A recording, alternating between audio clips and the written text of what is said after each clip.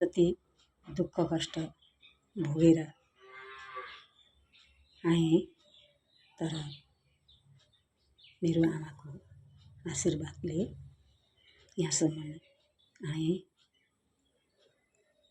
र आमाको जस्तो निस्वार्थ माया कसैको पनि हुँदैन। तर अहिले नानीहरू भन्नुहुन्छ श्रीमती श्रीमान चाहिँ भगवान हुन् भन्नुहुन्छ। तर जति यो पृथ्वीलाई खन्नुस् हिर्काउनुस् तर ऐया भन्दैन।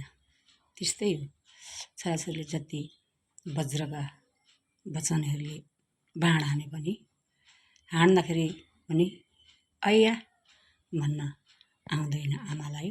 तर आमाको जस्तो यो संसारमा निस्वार्थ माया कसैको पनि हुँदैन।